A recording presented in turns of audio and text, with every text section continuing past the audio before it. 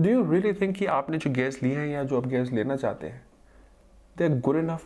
क्या वो best value for money है? Think again.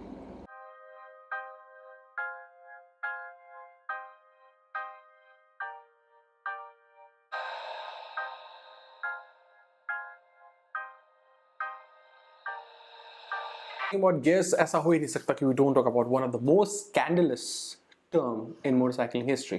CE rated stickers. CE rated stickers. CE bala kya hai? What is the CE rated and where did this come from?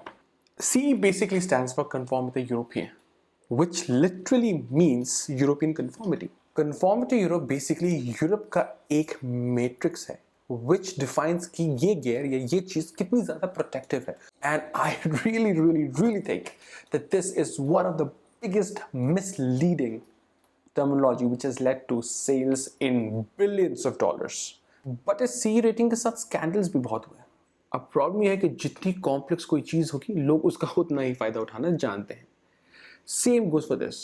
जब CE rated आया था and people started acknowledging it, people started using it for marketing, all they wanted to know, or should I say all they knew was कि अगर मेरे पास ये sticker है और अगर मेरे पास ये प्रोडक्ट है then I am safe.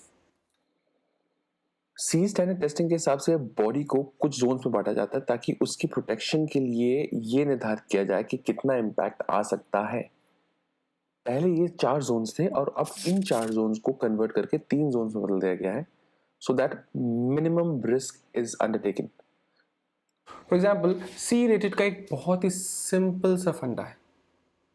मैं 1 फीट की दूरी से 5 किलो का वेट उस अपैरल पे या उस चीज़ पे गिराऊंगा जिसको मुझे CE सर्टिफाई करना है और उसको मैं 9 बार गिराऊंगा. It's very simple. और वो पीस ऑफ मटेरियल या वो गियर कितना ज़्यादा वेट दूसरी जगह ट्रांसफ़र करता है ये डिसाइड करता है कि आपके प्रोडक्ट की या उस प्रोडक्ट की क्या है rating. Which brings me to the next topic. What kind of stickers do these manufacturers use to lure you to spending a lot of money on these so-called protective gears? The first is the most hilarious one. I mean, it is just so damn hilarious because what you have to do is आपको एक apparel बनाना है जो कि CE testing के लिए मैं use करूँगा, लेकिन अपने environment में use करूँगा. So I will do that and I will test it in my environment. That's it. That's it.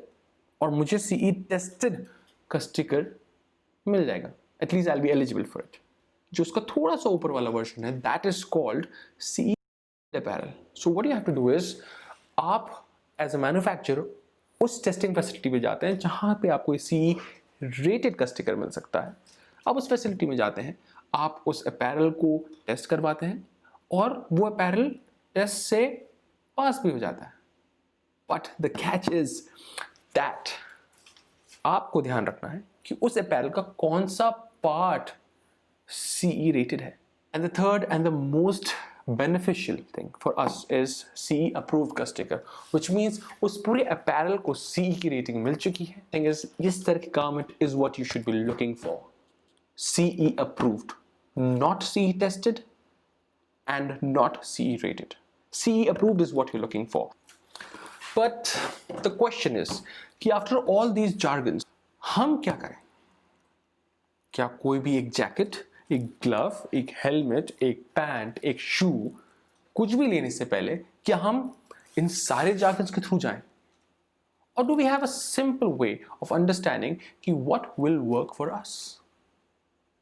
This next segment is all about understanding कि ये सारे बड़े बड़े jargons, ये सारी information, how can it be useful for us and how can we make very simple decisions based on words. अब when it comes to protection, आपको सिर्फ और सिर्फ 2 keywords का ध्यान रखना है. EN 1621 and PREN 17092. EN 1621 is all about the armor protection. आपके आर्मर्स के साथ ये स्टिकर जरूर आएगा या तो अपैरल्स में या फिर प्रोडक्ट के टैग में. आपको कुछ मेजर चीजों का ध्यान रखना है इसमें. फॉर एग्जाम्पल, सबसे ऊपर शुड ऑलवेज टेल यू कि ये मोटरसाइकिल फ्रेंडली है. अगर ये नहीं है, please do not buy it. The second part is all about placement and size of apparel, जहां प्लेसमेंट इज ऑल अबाउट वो आर्मर किस बॉडी पार्ट में लगता है, इस केस में K+L which means knee and lower tibia। वहीं पे size of armour tells you कितना बड़ा आर्मर है। बेसिकली साइज ए और साइज बी के बीच में वेरी करता है। साइज ए को तो लेना ही नहीं चाहिए because these are basically for casual wears. Size B is much more bigger in area. T- is all about minimum temperature and T+ is all about maximum temperature। अगर वो अपैरल या अगर वो आर्मर टेम्परेचर टेस्टेड नहीं है तो ये चीजें ब्लैंक होंगी। Number 4 is all about numbers। CE level कौन सी ग्रेड का है, this defines everything else। मेरी रिकमेंडेशन ये है CE2 लेवल के नीचे जाना ही नहीं चाहिए। अगर आपके अपैरल में CE2 लेवल नहीं है, देयर आर ऑप्शंस कि आप उसको अपग्रेड कर सकते हैं। पर अगर आप कोई नया अपैरल लेने जा रहे हैं, कोई नया गियर लेने जा रहे हैं, माय रिकमेंडेशन इज अगर वो CE2 लेवल ना हो, please do not buy it. Additionally इस armour especially on shoulders and on elbows and on knees आजकल TPU और टाइटेनियम स्लाइडर्स भी आने लग गए हैं।